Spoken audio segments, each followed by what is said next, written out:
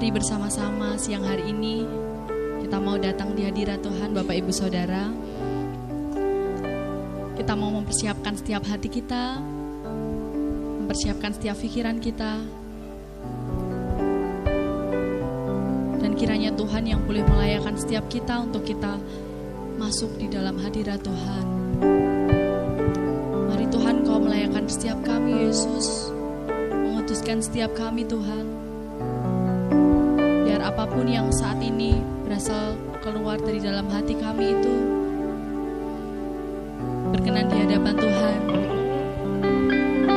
Bukan dengan kuat gagah kami,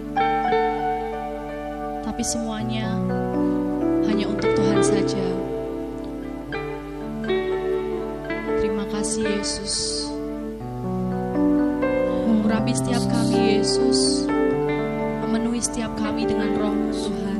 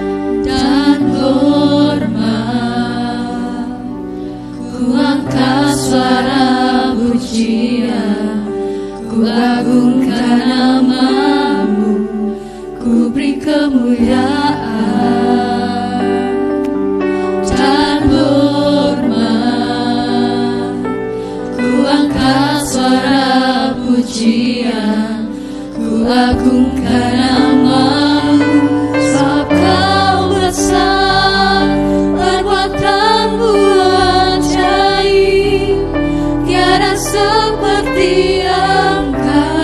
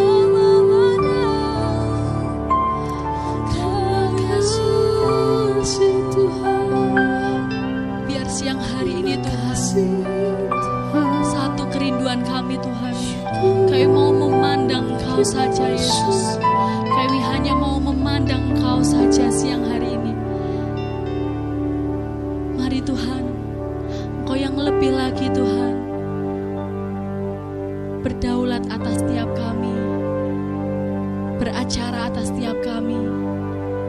Memberkati setiap pelayan-pelayan-Mu Tuhan, yang boleh ambil bagian dalam pelayanan siang hari ini. Mengurapi setiap kami Yesus, dengan roh yang baru, dengan api yang baru. Dan kami rindu Tuhan untuk kami mau memberi yang terbaik buat Tuhan.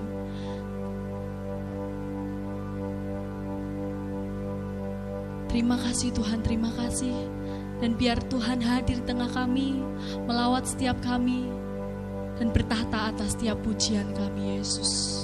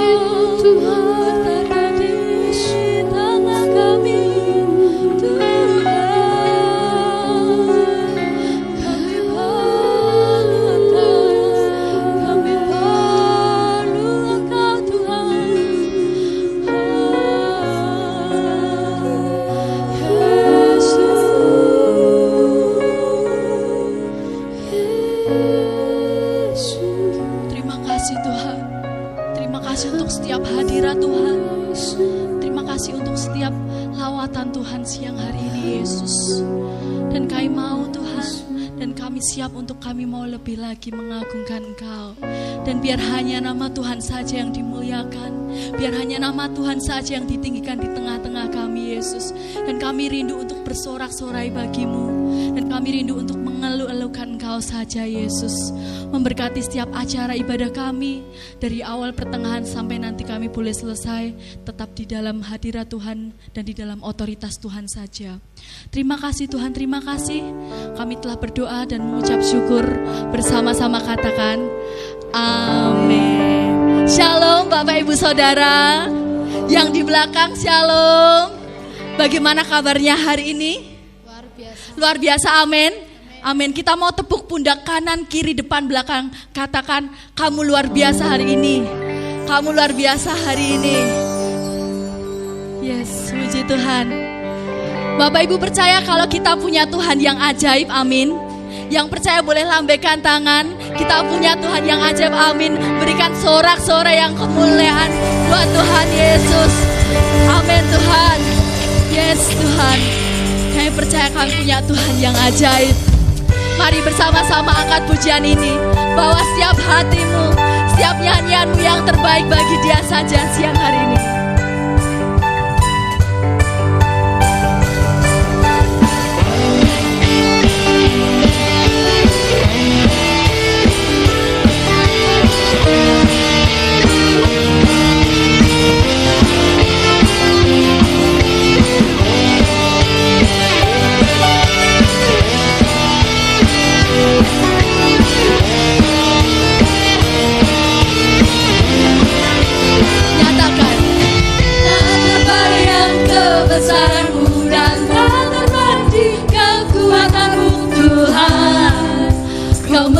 Bagiku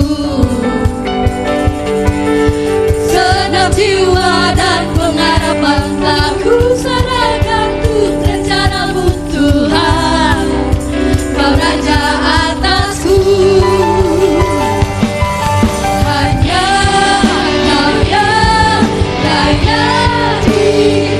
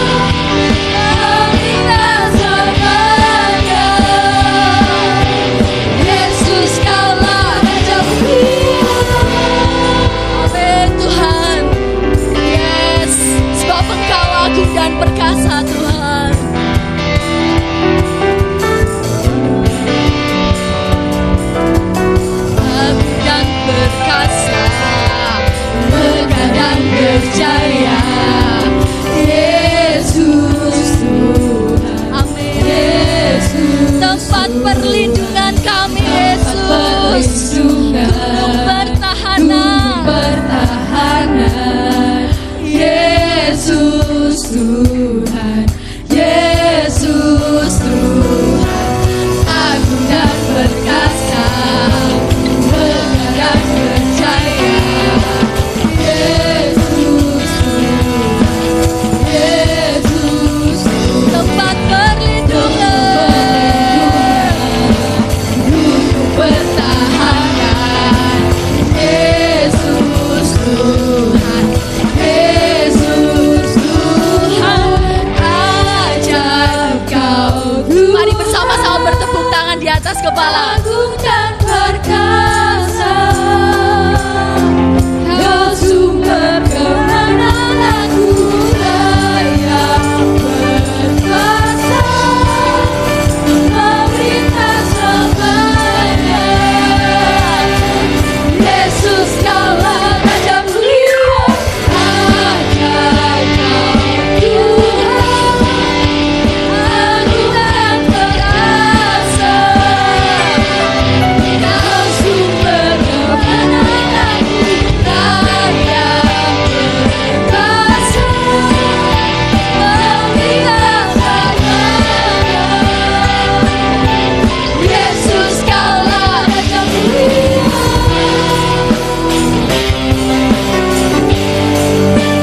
Raja mulia.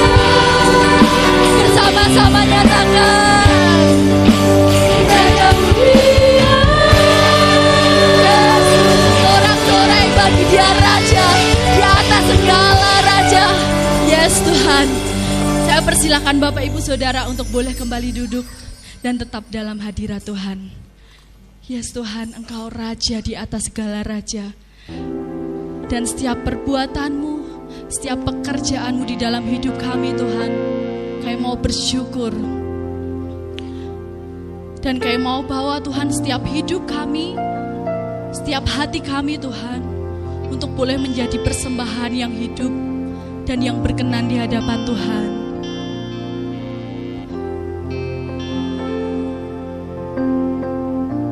Kami mau datang Yesus, membawa setiap kerinduan kami Tuhan.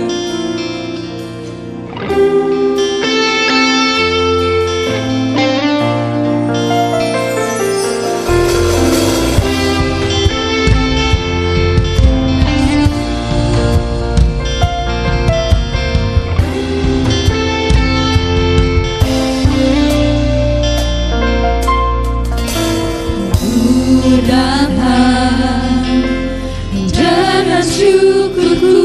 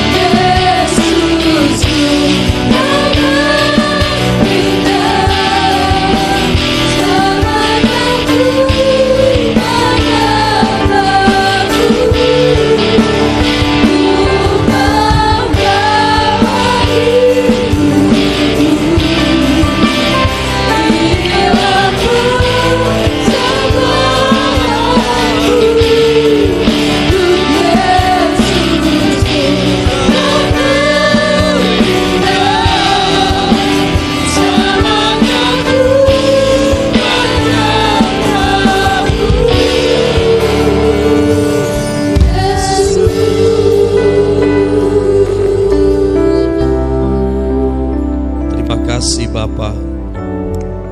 Ini komitmen kami seumur hidup kami akan menyembah Engkau, Raja di atas segala raja, Tuhan di atas segala Tuhan. Terima kasih untuk kesempatan siang hari ini, kalau kami bisa berkumpul, memuji Tuhan, mendengarkan kembali firman Tuhan. Ini anugerah bagi kami. Bapa di sorga, kami siap mendengarkan Engkau berbicara, urapi hamba-Mu untuk dapat menyampaikan isi hati Tuhan, sehingga kami paham, sehingga kami diubahkan oleh Tuhan. Terima kasih Bapa. Di dalam nama Tuhan Yesus Kristus, kami menyerahkan jalannya pemberitaan firman Tuhan di dalam pimpinan kuasa Roh Kudus. Dalam nama Tuhan Yesus. Haleluya. Amin. Shalom saudara. Ya, puji Tuhan, kita mengucap syukur siang hari ini kita bisa kembali ya untuk dapat menikmati firman Tuhan. Saudara rindu selalu menikmati firman Tuhan? Amin. Ya. Baik, saudara, saya mau melanjutkan Yehuda, cerita Yehuda bagian yang kedua. Ya, ini terakhir untuk Yehuda ya. Nah, saudara yang dikasih Tuhan, itu gambarnya singa. Karena memang ketika Yakub nanti memberkati Yehuda, dia katakan bahwa Yehuda itu seperti singa, saudara ya. Makanya kita mengenal singa dari Yehuda ya. Nanti kita akan bahas tentang hal itu, saudara. Nah, saudara, ada beberapa bagian dari Yehuda yang akan saya bahas pada saat ini, saudara. Jadi kita akan bahas dari setiap segi kehidupannya Yehuda ya. Yang pertama, saudara, Yusuf menguji Yehuda sekali lagi. Ayat-ayat ini saudara sudah tahu, tapi akan saya beri penekanan ya. Minggu lalu saudara kita sampai kepada Benyamin mau dijadikan budak. Betul ya, saudara ingat? Benyamin mau dijadikan budak oleh Yusuf karena di karungnya Benyamin ditemukan pialanya milik Yusuf. Sehingga Benyamin dianggap sebagai pencuri. Oke, saudara ingat ya, minggu lalu kita sampai di situ saudara. Tetapi kita lihat saudara, pegawainya Yusuf berkata begini, hanya yang kedapatan terdapat piala itu yang akan menjadi budak bagi Yusuf. Tetapi Yehuda berkata, tidak, kami semua akan menjadi budak. Akhirnya mereka semuanya pergi kembali ke kota bertemu dengan Yusuf, saudara. Padahal pegawainya berkata bahwa hanya yang kedapatan piala saja, yang kedapatan mencuri tanda kutip, karena Benyamin sebenarnya tidak mencuri ya. Nah, saudaraku yang dikasih Tuhan, kemudian saudara, Yehuda berkata bahwa aku aja yang jadi budak. Tapi Yusuf nggak mau. Makanya kita akan baca Kejadian 44 ayat 17. Tetapi jawabnya, jauhlah daripadaku untuk berbuat demikian. Pada siapa kedapatan piala itu, dialah yang akan menjadi budakku. Tetapi kamu ini pergilah kembali dengan selamat kepada ayahmu.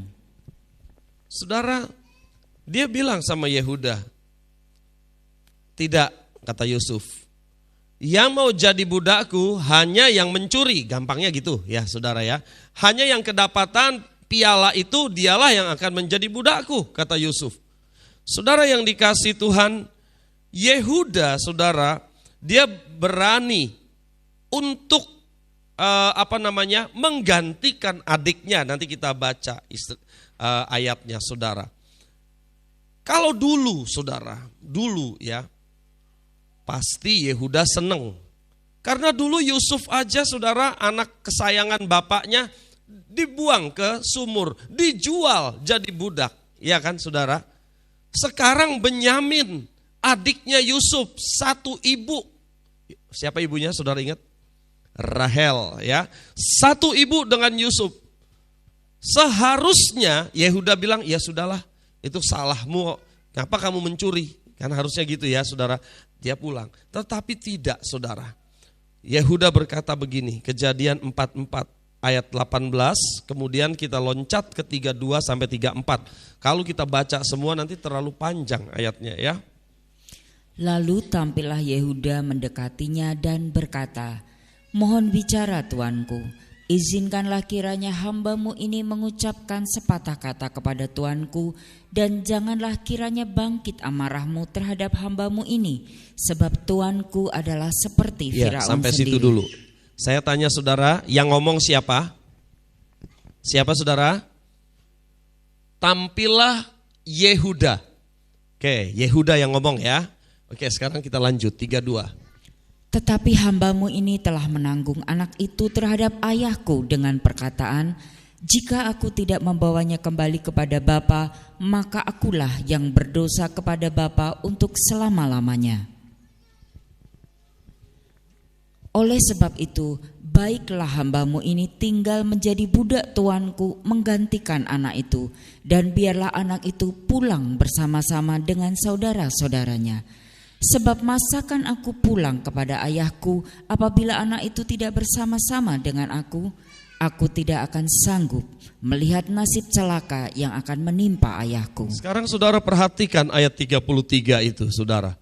Ini sesuatu hal yang luar biasa yang dilakukan oleh Yehuda untuk membela adiknya Benyamin saudara. Dia membela mati-matian dengan nyawanya. Dikatakan demikian, oleh sebab itu baiklah hambamu ini tinggal menjadi budak tuanku menggantikan anak itu. Siapa anak itu saudara? Benyamin ya. Dan biarlah anak itu Benyamin pulang bersama-sama dengan saudara-saudaranya. Yehuda bilang biar aku aja yang jadi budak. Biar anak ini Benyamin ini pulang sama saudara-saudaranya. Saudaraku yang dikasih Tuhan, apakah Yehuda tidak tahu konsekuensinya menjadi budak? Tahu penderitaan apa yang ada di depan matanya kalau dia menjadi budak. Dia tahu saudara, tetapi dia ambil resiko. Dia katakan, aku akan menggantikan adekku. Jangan adekku yang dijadikan budak, aku saja. Wow, saudara lihat.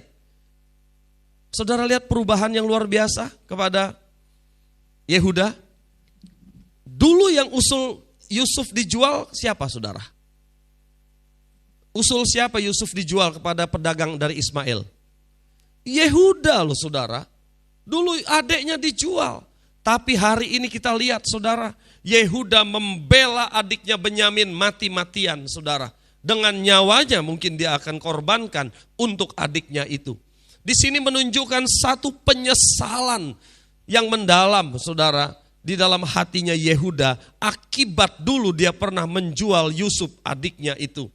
Ya, nah saudara setelah itu saudara mendengar kata-kata Yehuda yang penuh kasih. Nanti saudara silakan baca mulai dari ayat-ayat yang tadi ya 18, 19, 20. Itu Yehuda ngomong terus panjang lebar dia ngomong saudara ya. Yehuda yang ngomong sama Yusuf saudara. Dia bicara penuh dengan kasih, tetapi juga ada kepedihan di dalam hatinya karena dia pernah menjual adiknya Yusuf saudara. Ya, itu sebabnya Yusuf yang pada waktu itu sebagai perdana menteri di negeri Mesir mendengarkan dengan baik-baik apa yang dikatakan Yehuda dan dia tahu, oh kakakku ini sungguh sudah berubah, sangat berbeda dengan dulu. Kalau dia dulu menjual aku, sekarang dia bela Benyamin mati-matian. Ini adalah ujian yang Yusuf berikan untuk kakaknya. Pada waktu itu mereka belum tahu bahwa yang di hadapannya adalah Yusuf, saudara ya. Jadi Yusuf memberikan satu ujian yang terakhir dan Yusuf tidak bisa tahan lagi. Ketika dia melihat kakaknya ini dengan tulus berkata-kata mau menjadikan dirinya pengganti adiknya. Dia katakan, kakak-kakakku, aku adalah Yusuf katanya. Mereka semua bengong semua. Aku ini Yusuf katanya. Saudara, kemudian Yusuf peluk mereka semua. Diciumi semua kakak-kakaknya. Benyamin adiknya dipeluk, dicium sama dia. Karena dia tahu kakaknya sudah berubah saudara ya. Kakaknya sudah bertobat. Oke, ini satu sisi. Ya. Jadi Yang pertama, Yusuf menguji Yehuda yang terakhir. Karena kita minggu lalu kita belajar bagaimana Yusuf menguji beberapa kali ya saudara. Kemudian saudara, hal yang kedua, Yakub memberkati Yehuda. Kita mau lihat berkat apa yang diberikan ayahnya. Yakub ini kan ayahnya saudara ya. Apa yang diberikan Yakub kepada Yehuda. Ketika Yakub sudah menjadi tua saudara, dan semua saudara berkumpul di tanah Gosyen di Mesir, dia sudah tahu waktunya sudah dekat, dia mau pulang ke rumah Bapa di sorga saudara. Dia panggil anak-anaknya yang 12, mulai dari Ruben, Simeon, Lewi, Yehuda, terus saudara. Dia mulai tumpang tangan kepada anak-anaknya dan mulai mengucapkan perkataan-perkataan nubuatan untuk mereka. Saudara yang dikasihi Tuhan, Yakub mengucapkan perkataan nubuatan, artinya perkataan yang dari Allah. Ya, melalui Yakub, apa yang dikatakan oleh Yakub itu terjadi kepada anak-anaknya. Ya, yang dulu kita pernah lihat perkataannya kepada Ruben, pernah saudara kalau ingat ya. Ya, sekarang kita akan lihat perkataan Yakub kepada Yehuda. Kejadian 49 ayat 8 sampai dengan 12. Kita akan lihat apa yang dikatakan oleh ayahnya ini kepada Yehuda. Yehuda, engkau akan dipuji oleh saudara-saudaramu. Tanganmu akan menekan tengkuk musuhmu. Kepadamu akan sujud anak-anak ayahmu. Yehuda adalah seperti anak singa.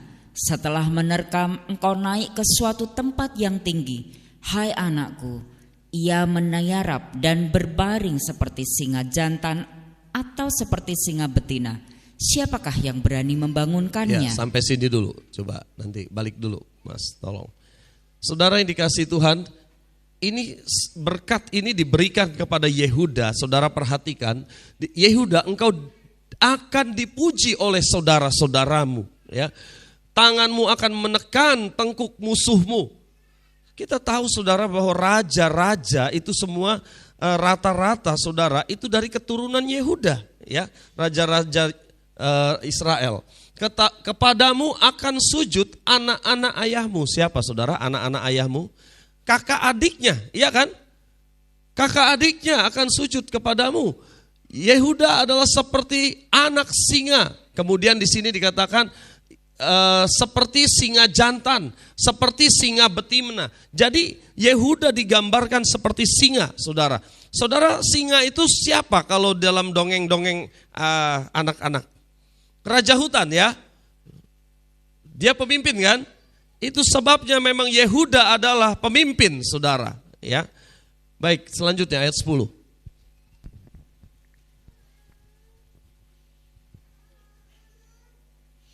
Tongkat kerajaan tidak akan beranjak dari Yehuda ataupun lambang pemerintahan dari antara kakinya sampai dia datang yang berhak atasnya, maka kepadanya akan takluk bangsa-bangsa.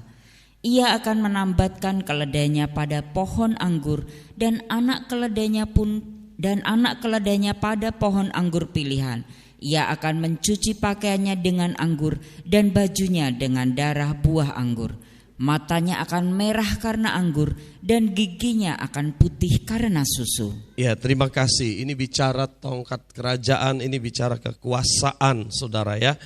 Jadi saudara, apa yang dinubuatkan oleh ayahnya Yakub terhadap Yehuda adalah kepemimpinan, ya. Berkat untuk Yehuda adalah pemimpin, saudara. Kita mau lihat beberapa contoh yang sudah saya sampaikan dalam beberapa minggu terakhir ini, saudara. Ya, misalnya contoh pertama, ketika mereka mau memasukkan Yusuf ke dalam sumur kosong, saudara, Ruben merencanakan menyelamatkan Yusuf, ya kan? Tetapi setelah ada orang Ismail, pedagang Ismail menuju ke Mesir, usul siapa menjual ke orang Ismail, saudara? Usul Yehuda. Yehuda yang usul, kita jual aja. Semua nurut, ya, semuanya nurut. Pada waktu Yehuda bilang kita jual aja katanya. Itu contoh pertama. Jadi saudara-saudaranya lain Nurut.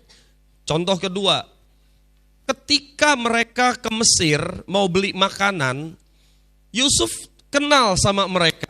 Dan Yusuf berkata begini, kalian pengintai ya? Yusuf kan pura-pura nggak kenal, saudara. Dan berkata, kamu pengintai. Dan akhirnya mereka bilang, bukan, kami mau cari makanan, katanya. Enggak, saya nggak percaya, kamu pengintai. Kami ini 10 bersaudara yang datang. Kami masih punya adik lagi di rumah, 1 sudah tiada, katanya. Padahal yang dia maksud adalah Yusuf, ya.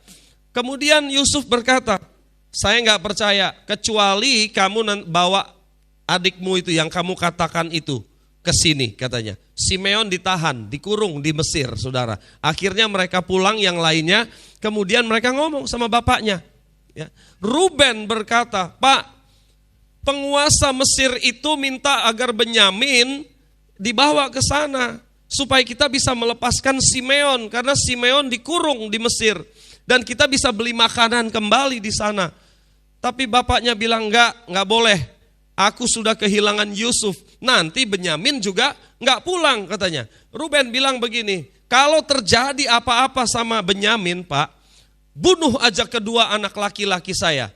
Tapi saudara, Yakub tetap nggak percaya. Yakub tetap tidak memperbolehkan Benyamin pergi bersama dengan Ruben. Sehingga masalah itu menjadi ngambang, saudara. Akhirnya pada satu hari Yehuda bilang, Pak, dia katakan, begini, akulah yang menanggung dia. Engkau boleh menuntut dia daripadaku jika aku tidak membawa dia kepadamu dan menempatkan dia di depanmu. Maka akulah yang berdosa terhadap engkau untuk selama-lamanya. Yehuda angkat bicara. Ketika Yehuda angkat bicara, bapaknya, ya sudah, boleh berangkat. Benyamin boleh berangkat. Saudara lihat, ketika Ruben anak pertama ngomong, bahkan Ruben bilang, kedua anakku boleh engkau bunuh, Pak, kalau aku gak bawa pulang si Benyamin. Bapaknya tetap gak percaya, saudara. Tetapi ketika Yehuda ngomong, ya akhirnya diperbolehkan. Saudara lihat kepemimpinan Yehuda yang luar biasa ini. Contoh ketiga itu yang tadi, percakapan tadi yang kita baca ayatnya, saudara. Yehuda yang ngomong, ketika Benyamin kedapatan di karungnya ada piala dan mau dijadikan budak, mereka kembali ke kota, ke istana, saudara. Bukan Ruben yang ngomong kepada Yusuf, yang panjang lebar ngomong siapa, saudara? Yehuda yang ngomong. Dan siapa yang mau menggantikan Benyamin menjadi budak? Yehuda, saudara. Dia yang berkata, aku aja yang menjadi pengganti adekku, biarkan dia pulang, katanya. Saudara lihat ini kepemimpinan Yehuda, saudara. Contoh keempat, nah yang keempat ini kemarin tidak sempat saya singgung, saudara ya. Nah saudara, ketika Yusuf sudah menyatakan diri siapa dirinya, kemudian Yusuf bilang sama saudara-saudaranya, bawa bapak kita Yakub ke Mesir. Aku akan pelihara makanmu, makan kita semua, satu keluarga besar. Aku akan pelihara. Nah ketika ayahnya dan seluruh keluarga besar, 66 orang jumlahnya, plus 4 orang keluarga Yusuf. Jadi waktu itu orang Ibrani, ya mereka orang Ibrani, ada 70 orang ya saudara. Itu tiba di Goshen di tanah Mesir. Yakub bilang sama Yehuda, Yehuda tolong kasih tahu Yusuf bahwa kami sudah sampai di Goshen. Saudara, Yakub nyuruh siapa? Bukan nyuruh Ruben, saudara. Yakub nyuruh Yehuda untuk menghadap Yusuf, saudara. Ya, nah bagian ini kemarin belum saya singgung. Ini menunjukkan Yehuda itu menjadi kepercayaan bagi bapaknya. Dan Yehuda berangkat kasih tahu sama Yusuf. Dan Yusuf langsung berangkat ke tanah Goshen untuk menyambut saudara-saudaranya dan ayahnya, saudara. Ya, jadi terlihat nomor 2, saudara, bahwa berkat berkat kepemimpinan itu ada atas kehidupan Yehuda, saudara ya. Hal yang ketiga, saudara. Kita mau lihat hal ketiga ini, kualitas hidup Yehuda. Kualitasnya apa, saudara, itu? Tanggung jawab, ya. Dia bertanggung jawab, saudara. Sebenarnya dia posisi anak nomor berapa, saudara Yehuda? Saudara ingat? Anak nomor 4. Dia bukan anak nomor 1, saudara. Nomor 1 Ruben, ya. Dia anak nomor 4, saudara. Tapi kalau saudara melihat perjalanan hidupnya, dia bertanggung jawab.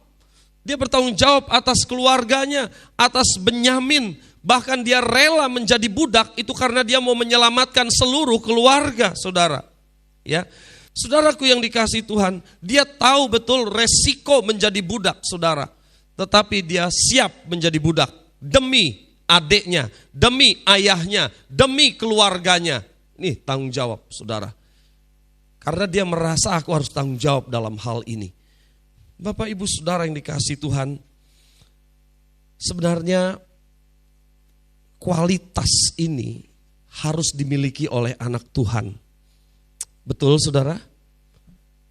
Ada enggak seorang ayah yang enggak bertanggung jawab kepada istri dan anaknya? Ada? Ada. Ada enggak ibu yang enggak bertanggung jawab pada anaknya? Ada, saudara. Seharusnya sebagai orang Kristen, kita punya tanggung jawab masing-masing dalam keluarga. Betul, saudara? Anak punya tanggung jawab. Mungkin kalau dia sekolah, ya dia punya tanggung jawab belajar. Ya kan, saudara? Seorang ayah punya tanggung jawab menafkahi keluarganya. Betul gak, saudara? Seorang ibu dia akan mengatur seisi rumahnya, saudara. Mengajar anak-anaknya kebenaran firman Tuhan. Betul ibu-ibu? Ya, kan yang banyak bertemu dengan anak-anak itu ibunya, saudara. Karena bapaknya mungkin kerja, dia harus mengajarkan jalan-jalan Tuhan kepada anak-anaknya, saudara.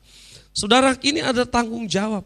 Saudara sebagai karyawan di sebuah perusahaan, di sebuah pabrik, atau apa saja, saudara juga harus bertanggung jawab. Betul saudara? Tanggung jawab ini adalah satu kualitas. Jangan sampai kita lepas tanggung jawab padahal kita tahu itu adalah tanggung jawab saya. Kita bilang, Ben, biarin Ben bangkrut pabrikku. Bosnya pelit. Jadi saudara sengaja Ben bangkrut gitu ya. Saudara, oh bosku pelit banget gitu ya, Ben bangkrut weh. Saudara, akhirnya kita tidak melaksanakan tugas dengan baik. Keliru enggak sebagai anak Tuhan? Keliru enggak saudara? Keliru saudara, enggak boleh gitu ya. Kita enggak sadar berkat itu datangnya dari Tuhan kok. Amin saudara. Berkat dari mana? Dari Tuhan. Saudara enggak diperlakukan tidak adil di tempat kerja saudara. Kerjaan saudara banyak, gaji saudara sedikit. Sedangkan ada orang lain gajinya lebih besar, pekerjaannya lebih sedikit. Saudara ngomel. Ya, ngomel kita saudara. Salah gak? Salah saudara. Kita harus tahu bahwa apa yang kita lakukan seperti untuk Tuhan. Amin saudara. Kolose pasal berapa itu? 3 kalau gak salah, ayat 15 ya. Apa yang kita lakukan, lakukanlah seperti untuk Tuhan. Walaupun saudara diperlakukan tidak adil, saudara, tetapi saudara harus punya iman bahwa berkatku itu bukan dari sini tok. Karena yang menilai pekerjaanku itu Tuhan. Maka berkatku itu dari siapa saudara? Dari Tuhan. Kecuali pandangan saudara cuma satu, berkatku yang dari gajiku. Cuman itu tok, maka saudara akan ngomel. Tapi kalau saudara orang beriman, maka saudara akan bilang, berkatku dari Tuhan. Sekalipun di sini kurang, gitu ya saudara ya, kurang atau dihambat boleh dibilang, Tuhan akan buka di sini. Saudara percaya? Tapi sikap hati saudara harus benar. Saudara harus bertanggung jawab atas pekerjaan yang Tuhan berikan kepada saudara. Baik itu di sekuler, artinya di perusahaan, tempat saudara bekerja ya, maupun dalam pekerjaan Tuhan. Saudara sebagai apa? Dalam di gereja Gideon, saudara mungkin punya peran, baik itu struktural itu yang ada di dalam struktur, maupun yang tidak ada dalam struktur. Ada kan ya, pelayan-pelayan Tuhan yang tapi tidak ada dalam struktur, saudara lakukan aja untuk Tuhan semuanya. Amin saudara, lakukan segala sesuatu untuk Tuhan dengan penuh tanggung jawab. Ya, dia akan melihat dan dia akan memberkati saudara.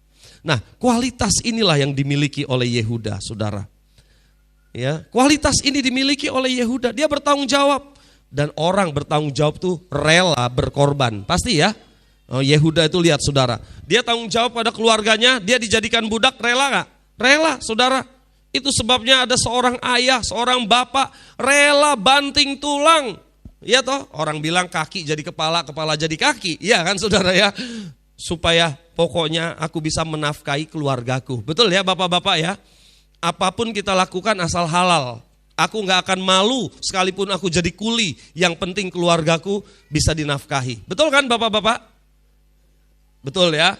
Nah saudara, harusnya kan seperti itu saudara. Ini penuh tanggung jawab saudara. Bagaimana ibu-ibu? Apakah memelihara seisi rumahnya? Apa ibu-ibu main game sekarang? Sampai sore anaknya yang masih 1 tahun lupa dikasih makan. Karena saya pernah saudara, saya pernah baca di internet, tapi udah lama ya. Anaknya itu mati karena dia lupa memberi makan, karena masih kecil. Karena apa? Dia main game. Dan ini kejadian tapi di luar negeri. Saya baca itu saudara ya. Dia main game 24 jam saudara, anaknya dia lupakan. Ini maniak saudara ya. Ada ibu-ibu di sini lupa ngasih makan anak gara-gara main game atau nonton TV. Saudara yang dikasih Tuhan, ingat ya tanggung jawab kita saudara ya. Tanggung jawab pelihara seisi rumah tangga kita. Amin saudara.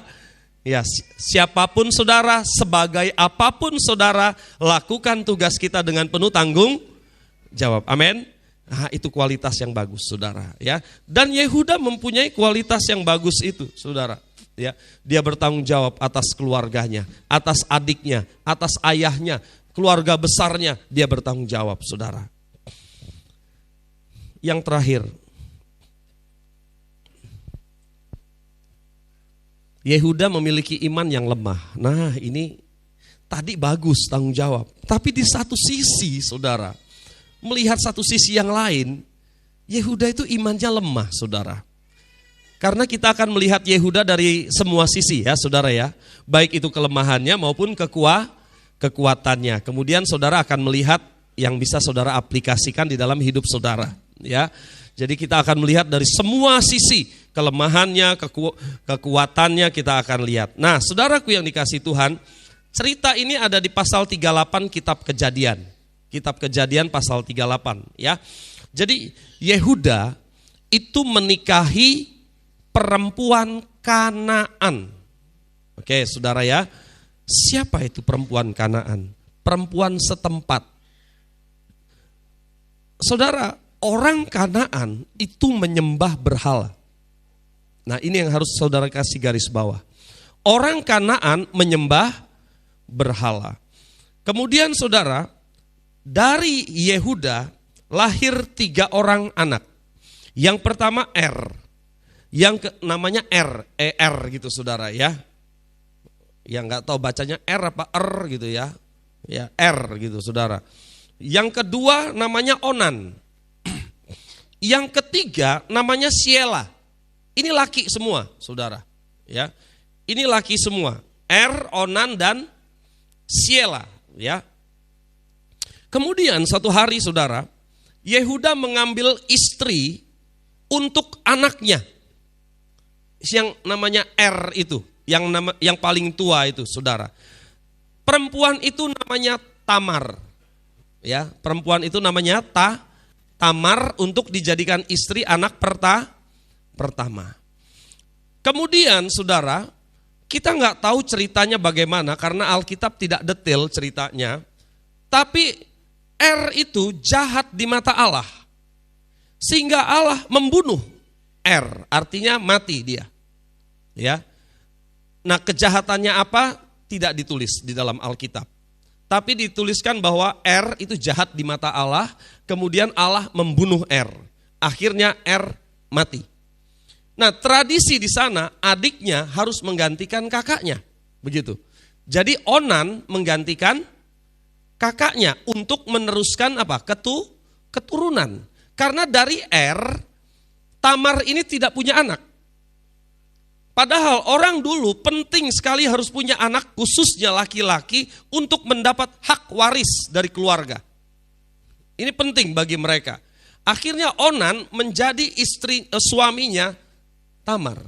Tetapi Onan tahu kalau dia punya anak dari Tamar ini, maka warisan itu warisan kakaknya, bukan warisan dia. Itu aturan orang pada waktu itu. Sehingga dia nggak mau punya anak dari Tamar, saudara. Hal itu jahat di mata Allah. Akhirnya Onan dibunuh oleh Allah. Artinya Onan juga mati. Gitu. Jadi sudah ada anak pertama mati, anak kedua mati, tinggal anak ketiga. Dalam aturan harusnya anak ketiga sekarang menjadi istrinya Tamar. Tapi Yehuda mulai takut. Wah, ini kok Tamar nih koyo bawa sial gitu ya. Setiap suaminya terus mati gitu, saudara. Akhirnya Yehuda bilang sama Tamar, tunggu agak besar anakku itu Sheila. Nanti kalau dia sudah dewasa, nanti saya bawa untuk kamu dijadikan suamimu, katanya. Sekarang kamu pulang ke rumah keluargamu, katanya. Akhirnya Tamar pulang ke rumah keluarganya, saudara. Nah, ceritanya situ sekarang kita akan melihat ayat Alkitab, ya saudara. Mari kita akan lihat cerita selanjutnya di Kejadian 38, 12 sampai dengan 27. Agak panjang, saudara, tapi supaya saudara paham ceritanya. Setelah beberapa lama matilah anak Shua, istri Yehuda. Habis berkabung, pergilah Yehuda ke Timna kepada orang-orang yang menggunting bulu domba-dombanya bersama dengan Hira, sahabatnya orang Adulam itu. Ketika dikabarkan kepada Tamar, bapa mertuamu sedang di jalan ke Timna untuk menggunting bulu domba-dombanya, maka ditanggalkannya lah pakaian kejandaannya. Ia bertelekung dan berselubung, lalu pergi duduk di pintu masuk ke Enaim yang di jalan ke Timna. Karena dilihatnya bahwa Sheila telah menjadi besar dan dia tidak diberikan juga kepada Sheila itu untuk menjadi istrinya. Ketika Yehuda melihat dia, disangkanyalah dia seorang perempuan sundal karena ia menutupi mukanya. Lalu berpalinglah Yehuda mendapatkan perempuan yang di pinggir jalan itu serta berkata, "Marilah, aku mau menghampiri engkau." Sebab ia tidak tahu bahwa perempuan itu menantunya. Tanya perempuan itu, "Apakah yang akan kau berikan kepadaku jika engkau menghampiri aku?" Jawabnya, "Aku akan memberikan kepadamu seekor anak kambing dari kambing dombaku." Kata perempuan itu, "Asal engkau memberikan tanggungannya sampai engkau mengirimkannya kepadaku." Tanyanya, "Apakah tanggungan yang harus kuberikan kepadamu?" Jawab perempuan itu, "Cap materemu serta kalungmu dan tongkat yang ada di tanganmu itu." Lalu diberikannya semuanya itu kepadanya. Maka ia menghampirinya, perempuan itu mengandung daripadanya. Bangunlah perempuan itu lalu pergi, ditanggalkannya lah telekungnya dan dikenakannya pula pakaian kejandaannya. Adapun Yehuda, ia mengirimkan anak kambing itu dengan perantaraan sahabatnya orang Adulam itu untuk mengambil kembali tanggungannya dari tangan perempuan itu. Tetapi perempuan itu tidak dijumpainya lagi. Ia bertanya-tanya di tempat tinggal perempuan itu, "Di manakah perempuan jalang yang duduk tadinya di pinggir jalan di Enaim itu?" Jawab mereka, "Tidak ada di sini perempuan jalang." Kembalilah ia kepada Yehuda dan berkata, "Tidak ada kujumpai dia." Dan juga orang-orang di tempat itu berkata, "Tidak ada perempuan jalang di sini." Lalu berkatalah Yehuda, "Biarlah barang-barang itu dipegangnya, supaya kita jangan menjadi buah olok-olok orang. Sungguhlah anak kambing itu telah kukirimkan, tetapi engkau tidak menjumpai perempuan itu." Sesudah kira-kira 3 bulan dikabarkannyalah kepada Yehuda, "Tamar menantumu bersundal, bahkan telah mengandung dari persundalannya itu." Lalu kata Yehuda, "Bawalah perempuan itu supaya dibakar." Waktu dibawa, perempuan itu menyuruh orang kepada mertuanya mengatakan, "Dari laki-laki yang empunya barang-barang inilah aku mengandung." Juga dikatakannya, "Periksalah siapa yang empunya cap materai serta kalung dan tongkat ini."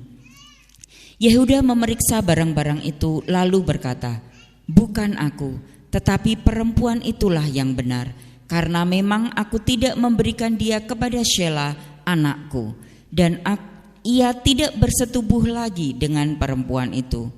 Pada waktu perempuan itu hendak bersalin, nyatalah ada anak kembar dalam kandungannya."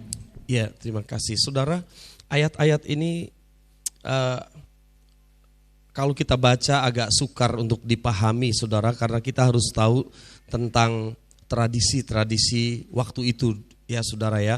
Jadi saudaraku, ketika di situ dikatakan istrinya Yehuda itu meninggal saudara, dia suatu hari pergi ke Timnah saudara ya. Di situ dikatakan dia hendak menggunting bulu domba ya. Kemudian dia pergi dengan Hira sahabatnya. Jadi dia pergi dengan Hira sahabatnya. Pada waktu itu Tamar tahu bahwa bapaknya mertua akan pergi ke Timnah saudara ya. Kemudian dia melepas pakaian kejandaannya. Jadi pada waktu itu kalau seorang janda itu punya pakaian khusus, sehingga kalau dia jalan orang tahu oh itu janda, begitu saudara ya. Dia melepas pakaian kejandaannya, kemudian dia memakai pakaian yang menutupi hidungnya, mukanya saudara. Dan dia kemudian duduk di pinggir jalan situ saudara, di Enaim, di jalan ke Timnah ya. Kemudian saudara, pada waktu Yehuda melihat, dia pikir itu perempuan sundal, dikatakan artinya PSK ya. Dia pikir ini perempuan nakal ini katanya di sana saudara. Dan dia tidak tahu kalau itu adalah menantunya. Siapa? Tamar saudara. Kemudian dia pergi, dia bilang, dia menghampiri perempuan itu, dia bilang aku mau tidur dengan kamu katanya. Begitu, karena dia pikir itu PSK saudara ya. Kemudian Tamar bilang begini, kamu mau kasih apa sama aku? Dia bilang aku akan beri seekor anak kambing. Oke, boleh, tapi kamu harus kasih tanggungan dulu, jaminan, karena anak kambingnya belum dibawa kan. Apa jaminannya? Kasih saya meterai, cap, kalung yang milikmu dan tongkatmu katanya. Yehuda setuju, dia kasih saudara semuanya itu. Ya, nah kemudian setelah semuanya itu terjadi saudara, Yehuda pulang, kemudian dia bilang sama Hira temannya, dia bilang ini ada anak kambing, tolong kasihkan sama perempuan jalang itu, PSK itu yang dulu di pinggir jalan itu, dan bawa kembali cap saya, meterai saya, kalung sama tongkat saya. Itu jaminannya kan dulu begitu ya. Tetapi ketika Hira mencari, nggak ketemu. Karena memang si Tamar sudah pulang ke rumah orang tuanya, saudara. Tidak ketemu, kata si Hira ngomong sama Yehuda, saudara. Kemudian Yehuda bilang, ya sudah kalau nggak ketemu, yang penting aku sudah berusaha mencari, katanya. Nah kemudian 3 bulan kemudian, saudara, di situ dikatakan orang berkata bahwa itu loh menantumu itu bersundal. Sekarang dia sudah hamil, mengandung. Yehuda marah, saudara. Ya. Bawa dia ke sini, kita akan bakar dia, katanya. Wah, ngeri ya saudara ya hukumannya ya, dibakar.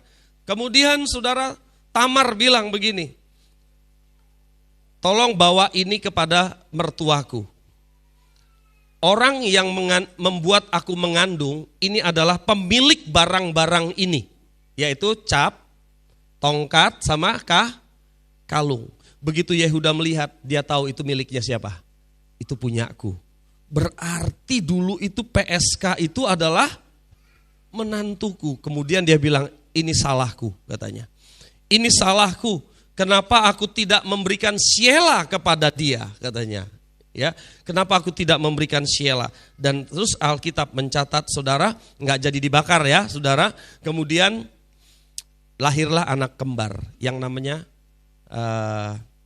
Peres, yang satunya namanya Zerah, ya, Peres dan Zerah, anak kembar, saudara. Baik, jadi cerita singkatnya seperti itu, saudara, yang ayat yang kita baca. Sekarang kita akan melihat apa yang kita bisa ambil di sini. Yang pertama, saudara, jelas sekali bahwa Yehuda itu seorang yang lemah imannya, saudara.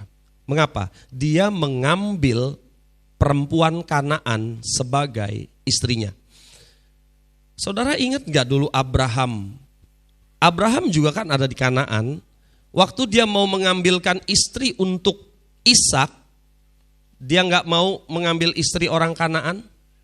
Dia suruh orang kembali ke tanah kelahirannya, ke tempat saudaranya, untuk mendapatkan seorang istri untuk Ishak, supaya janji Allah itu tetap. Dia nggak mau Ishak ini akhirnya terbawa orang Kanaan dan akhirnya menyembah berhala. Abraham nggak mau, akhirnya dia suruh hambanya pergi ke Mesopotamia dan akhirnya mendapatkan siapa saudara? Ribka untuk anaknya Ishak. Saudara lihat cara Abraham. Kita sudah melihat bagaimana cara Yakub, saudara ya. Abraham, Ishak, Yakub itu menjaga janji Allah. Karena Allah berjanji kamu akan menjadi bangsa yang besar. Keturunanmu itu kalau ada orang bisa ngitung pasir di pantai, ya seperti itulah keturunanmu. Kalau ada orang bisa hitung bintang di langit, ya seperti itu banyaknya keturunanmu, kata Tuhan. Artinya akan menjadi bangsa yang besar. Dan Abraham percaya kepada janji itu. Dan janji itu terus turun-temurun, saudara. Sampai Ishak, Yakub, dan kita kemarin lihat tentang Yusuf. Yusuf juga menjaga janji itu. Karena Yusuf, saudara ingat dia bilang, nanti kalau kalian keluar dari Mesir, bawa tulang belulangku. Ingat saudara itu? Karena Yusuf tahu dia harus menjaga janji Allah, saudara. Nah saudaraku yang dikasih Tuhan, tetapi Yehuda tidak menjaga janji Allah, saudara. Dia kawin dengan orang Kanaan, orang-orang yang tidak kenal Allah. Ya saudara, penyembah berhala, ini yang pertama saudara. Kemudian kesalahannya lagi dia mencari perempuan sundal, saudara, PSK. Dan yang selanjutnya dia berhubungan dengan justru menantunya sendiri. Sekarang saudara, kenapa Yehuda mencari perempuan sundal? Nah saudaraku yang dikasih Tuhan, untuk memahami ini kita harus tahu bahwa ada beberapa petunjuk di dalam Alkitab, yaitu Yehuda pergi ke Timna untuk apa saudara? Tadi Yehuda pergi ke Timna untuk menggunting bulu domba. Ternyata saudara, bagi orang Kanaan ketika mereka menggunting bulu domba itu ada satu hari raya, saudara. Hari raya khusus penyembahan berhala. Terus mereka menamakan panen raya. Mereka gunting bulu domba, panen bulu domba, saudara, untuk dibikin wall mungkin ya, saudara. Jadi itu adalah satu upacara penyembahan berhala. Nah, saudaraku yang dikasih Tuhan, pada waktu itu, saudara, penyembahan berhala di Kanaan itu parah banget, saudara. Ya, mereka mempunyai pelacur. Nah, ini dia, saudara, pelacur khusus yang disebut dengan pelacur bakti, saudara. Ya, jadi orang-orang bebas melakukan hubungan seks dengan pelacur-pelacur itu dalam bentuk penyembahan terhadap berhala. Nah, saudara lihat bahwa Yehuda itu karena dia menikah dengan orang Kanaan, dia ikut di dalam ritual-ritual orang Kanaan. Itu sebabnya dia mencari PSK, saudara.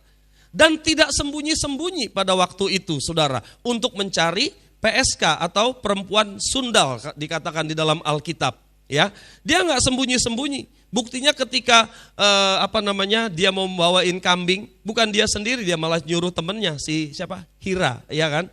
Jadi nggak sembunyi-sembunyi, saudara, untuk mencari PSK itu, karena memang ada satu kebiasaan orang Kanaan seperti itu. Mungkin kalau di tempat kita mungkin katanya di Gunung Kemukus ya.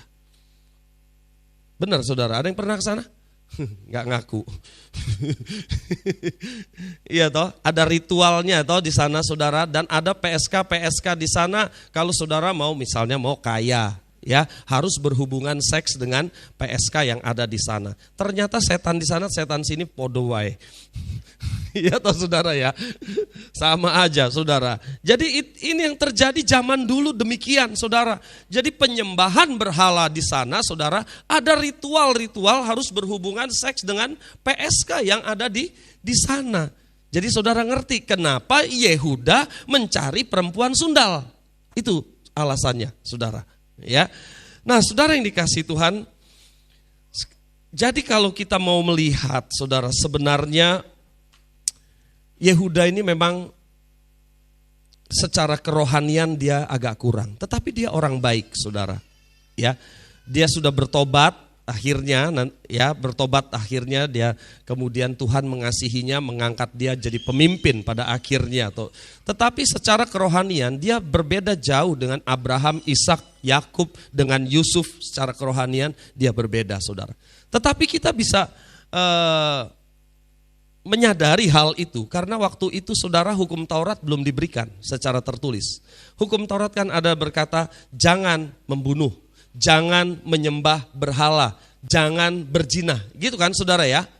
Kan jangan ada ilah lain di hadapanmu, ya kan? Berarti nggak boleh menyembah berhala. Tetapi hukum Allah sebenarnya sudah diberikan kepada mereka, tetapi belum tertulis. Baru 400 lebih tahun kemudian, ketika Musa membawa orang Israel keluar dari Mesir di Gunung Sinai, Tuhan memberikan hukum Taurat. Itu 400 tahun kemudian secara tertulis. Makanya, saudara, kalau saudara lihat di dalam perjanjian baru ketika ada orang berzina, apa hukumannya? Apa hukumannya, saudara? Dilempar batu kan sampai mati kan, saudara? Betul? Tapi itu tidak berlaku bagi orang Kanaan. Itu berlaku bagi orang Yahudi, orang Israel, ya, saudara. Nah, saudara, tetapi kan pada waktu itu hukum itu belum diturunkan, ya. Coba kita lihat Roma 2 ayat 11 sampai 12. Sebab Allah tidak memandang bulu, sebab semua orang yang berdosa tanpa hukum Taurat akan binasa tanpa hukum Taurat, dan semua orang yang berdosa di bawah hukum Taurat akan dihakimi oleh hukum Taurat. Ya, jadi kalau setelah Musa, saudara, mereka akan dihakimi berdasarkan hukum Taurat. Tetapi pada waktu itu hukum Taurat belum diberikan, ya, saudara, sehingga tidak ada yang menghukum mati Yehuda pada itu. Betul kan, saudara? Ya, nggak ada yang menghukum mati Yehuda. Nah, saudaraku yang dikasihi Tuhan, pertanyaan selanjutnya, bagian terakhir. Mengapa Tamar merancangkan dengan teliti? Dia merencanakan loh, saudara, mau mengandung dari ayah mertuanya. Coba, saudara, dalam pikiran saudara ada pertanyaan itu enggak? Mengapa Tamar ini setelah tahu bapaknya pergi ke Timna mau merayakan panen raya, menggunting bulu domba, tiba-tiba dia buka pakaian kejandaannya, kemudian dia pergi ke pinggir jalan dan dia berperilaku seolah-olah dia PSK, ya kan? Kenapa? Mengapa? Sebenarnya apa, saudara? Saudaraku yang dikasihi Tuhan, sebenarnya dia ingin mendapat seorang pewaris bagi suaminya, saudara. Dia pengen ada anak yang lahir dari dirinya sebagai pewaris bagi suaminya. Dia mempunyai satu pikiran demikian, saudara. Suaminya meninggal, diganti sama siapa? Onan meninggal. Sheila nggak dikasih sama dia, ya. Akhirnya dia bilang, bapak mertuaku. Nah, zaman itu memang seperti itu modelnya, saudara. Tapi saudara jangan ikut-ikut sekarang, ya. Jangan jadiin alasan. Di Alkitab ada itu katanya, ya. Boleh? Enggak, saudara, enggak boleh. Sekarang enggak boleh, saudara. Amin, Bapak Ibu. Ya, ini kita cerita dulu, saudara, ya. Jadi karena dulu kan kakak beradik menikah begitu zaman itu, saudara, ya. Tetapi sekarang kan beda, saudaranya. Saudara, dari sudut pandang manusia seolah-olah Tamar itu membawa petaka, betul ya? Dari sudut pandang manusia seolah-olah Tamar itu membawa petaka. Mati anaknya. Terusnya Onan mati setelah menikah dengan dia, saudara. Tetapi saudara, Tamar itu dengan keras kepala ingin memberikan seorang penerus bagi suaminya untuk memelihara warisan suaminya. Itu kenapa dia lakukan semuanya ini, saudara. Dan akhirnya, saudara, dia melahirkan anak kembar yang namanya Peres dan Zerah. Kalau saudara cek di dalam kitab Matius pasal 1, Nanti saudara baca ya. Matius pasal 1 itu adalah silsilah Tuhan Yesus. Saudara akan menemukan nama Tamar, saudara akan menemukan nama Yehuda, saudara akan menemukan nama Peres dan Serah yang dari Tamar. Anak-anak Yehuda, Peres dan Zerah dari Tamar. Dan akhirnya dari Peres itu melahirkan Raja Daud dan terus melahirkan Yesus Kristus. Saudara, Tamar memelihara janji Allah sebenarnya lewat semua kejadian itu. Sampai lahirlah Kristus Sang Mesias itu, saudara. Karena dia mau warisan dari suaminya itu. Saudaraku yang dikasih Tuhan, dia memang keras kepala, saudara ya. Tetapi dia menjaga, saudara, menjadikan janji Allah kepada Abraham, Ishak dan Yakub itu berlanjut, saudara, dan terjadi. Nanti silahkan baca ya, saudara. Matius pasal 1 ada di dalam silsilah Yesus Kristus. Saudara akan temukan di situ Yehuda, kemudian saudara akan temukan Peres dan Zerah, anak-anak dari Tamar. Saudara akan temukan di situ. Ya, mari kita akan berdoa, saudara.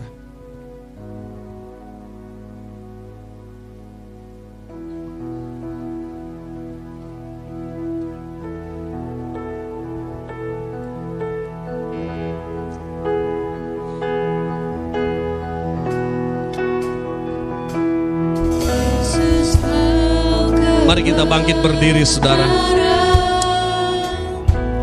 Yang menyelamatkanku, Kau memberikanku hidup dan pengharapan.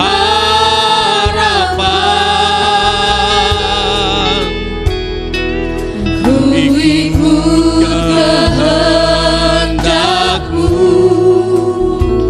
ku perlu anugerah-Mu, ku nyatakan janjiku kepadamu.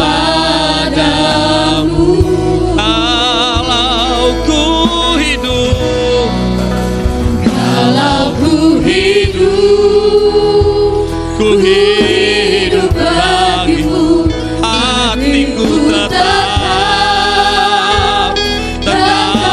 menyembah-Mu. Dunia tak bisa menjauhkanku dari kasih-Mu. Oh, selama ku hidup bagi-Mu, mataku tetap memandang-Mu. Dunia tak bisa menjauhkanku dari kasih-Mu. Saya pesan sama anak-anak muda yang belum menikah, jangan seperti Yehuda mencari pasangan orang Kanaan. Akhirnya dia ikut dalam penyembahan berhala. Perjanjian baru katakan, carilah pasangan yang seimbang. Carilah anak Tuhan. Carilah anak Tuhan yang cinta Tuhan. Uji dia, apakah dia cinta Tuhan atau tidak. Ini saya pesan untuk anak-anak muda, supaya keluarga kita adalah keluarga yang bahagia. Kepada orang tua, saudara bisa berdoa mengarahkan anak-anak kita. Saudara bilang, Pak, anakku masih kecil. Saya pikir gak ada salahnya saudara berdoa untuk anak saudara walaupun masih kecil, ya. Pak, anak saya masih 1 tahun, masa berdoa untuk jodoh? Apa salahnya kita berdoa untuk jodohnya untuk 25 tahun kemudian? Boleh nggak? Boleh, saudara. Sebagai orang tua kita mungkin bilang, Tuhan, aku nggak tahu jodoh anakku. Mungkin 25 tahun kemudian aku nggak tahu, Tuhan. Mungkin di belahan dunia mana aku nggak tahu, Tuhan. Tapi berikan jodoh yang sesuai firman Tuhan. jodoh yang dari Tuhan. Sebagai orang tua kita punya tanggung jawab, saudara, membawa anak kita kepada Tuhan. Kalau ku hidup bagimu, hatiku tetap menyembahmu. Dunia tak bisa menjauhkanku dari kasih-Mu.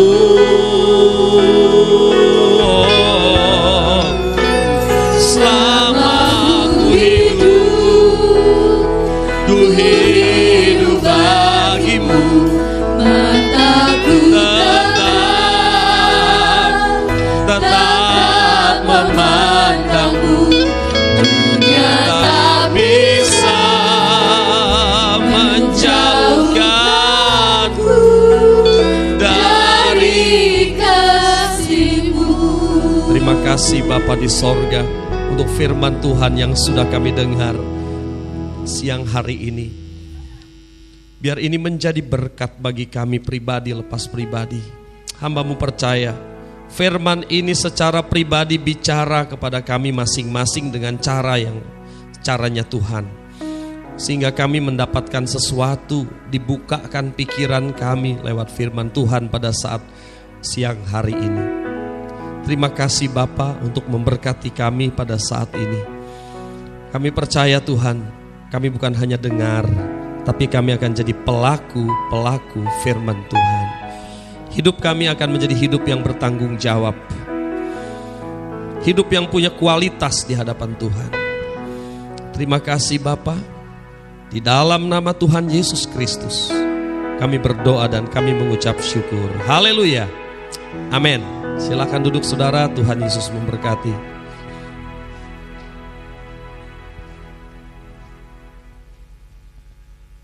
Selanjutnya kita akan mendengarkan beberapa pengumuman dari gereja. Kepada petugas pengumuman, waktu dan tempat kami persilahkan.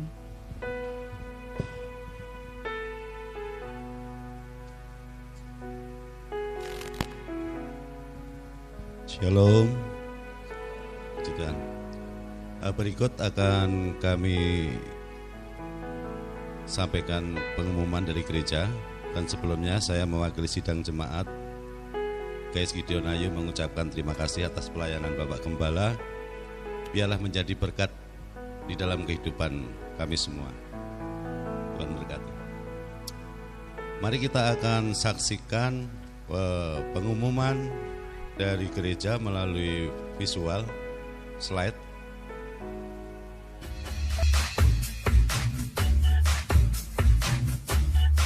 Shalom jemaat yang dikasih Tuhan, bertemu lagi dengan saya Dimas dan saya Abel.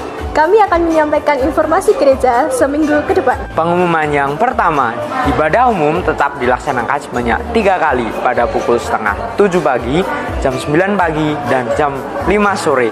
Dimohon untuk para jemaat tetap mematuhi protokol kesehatan. Pengumuman yang kedua datang dari Tunas Remaja. Ibadah Tunas Remaja diadakan pada hari Jumat pukul 5 sore bertempat di gereja. Dan pengumuman yang ketiga datang dari Komisi Orang Muda. Komisi Orang Muda diadakan pada hari Sabtu pukul 6 sore bertempat di gereja. Mari anak muda datang dan rasakan hadirat Tuhan. Pengumuman yang keempat datang dari Komisi Pria. Komisi Pria akan mengadakan ibadah pada hari Senin 27 Maret 2023 jam 7 malam bertempat di rumah Bapak Widodo, Ngampon. Pengumuman yang kelima, gereja akan mengadakan ibadah Jumat Agung dan Paskah. Dan dana yang dibutuhkan sebesar 15 juta. Bagi jemaat yang mau memberikan janji iman, dapat memberikan di kotak persembahan dengan dituliskan janji iman Paskah. Pengumuman yang keenam datang dari baptisan air. Baptisan air akan diadakan pada minggu pertama bulan April setelah ibadah kedua. Bagi para peserta yang mengikuti baptisan air dapat mempersiapkan diri setelah ibadah kedua. Pengumuman yang ketujuh datang dari doa pagi. Kami mengajak para jemaat untuk mengikuti doa pagi yang diadakan setiap hari Senin sampai Sabtu pada pukul 4:30 pagi sampai 5:30 pagi.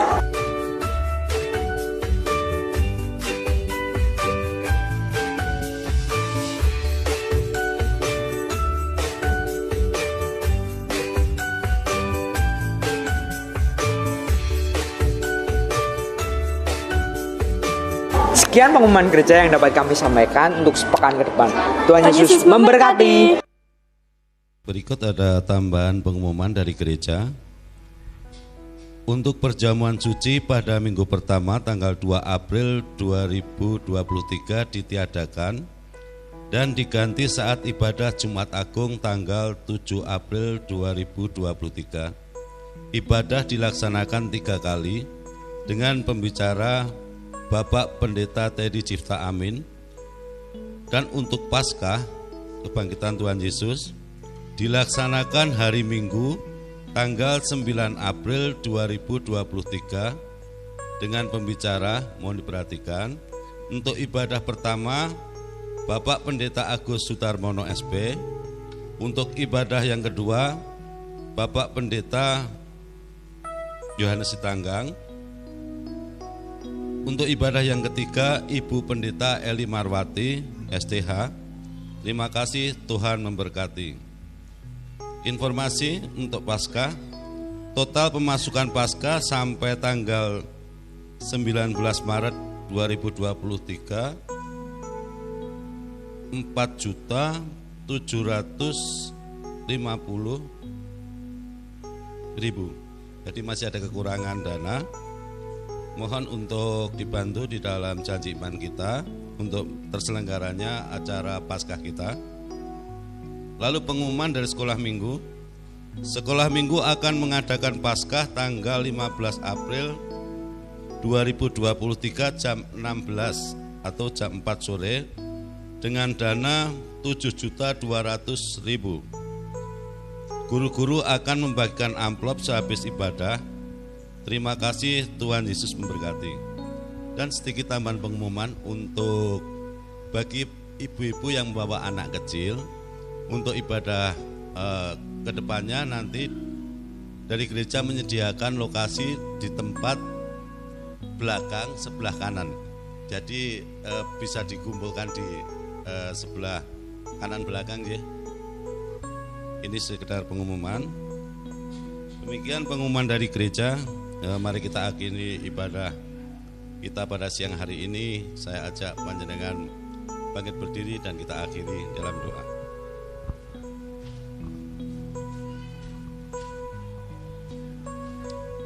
Yesus.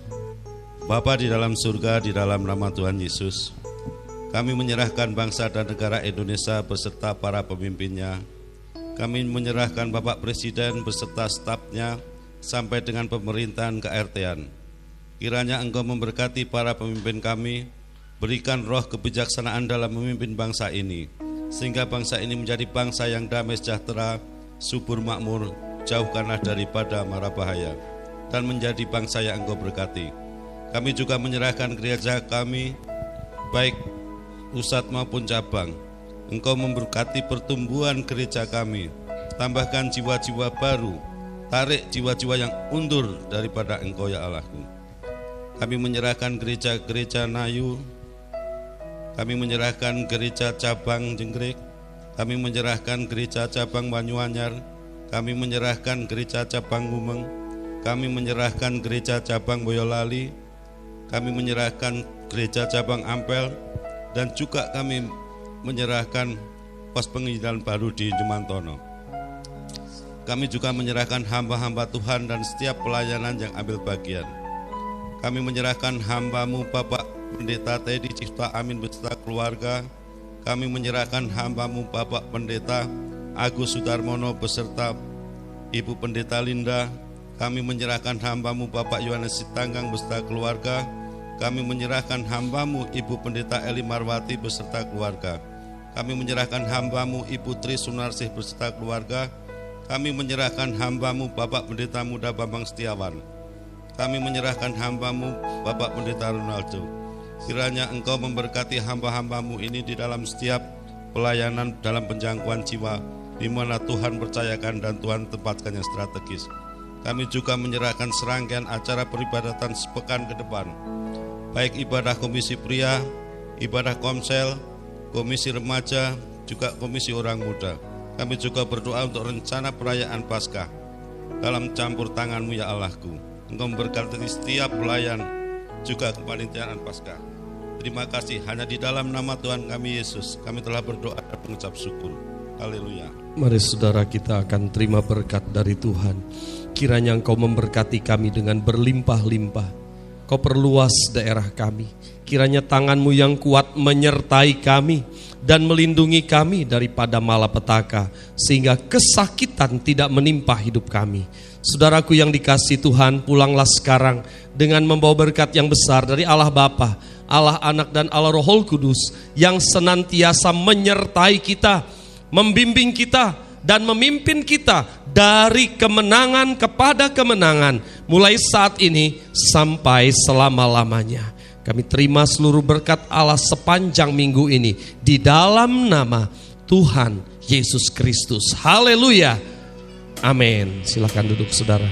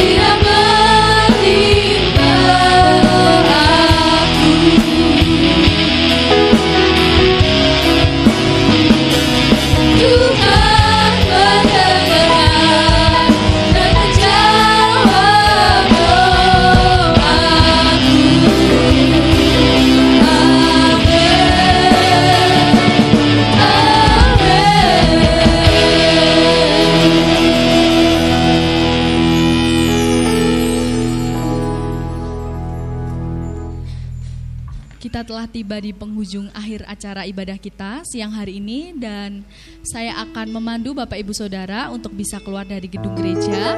Untuk yang pertama, baris A, silahkan bisa keluar melalui pintu samping. Selamat pulang, selamat hari Minggu, Tuhan Yesus memberkati.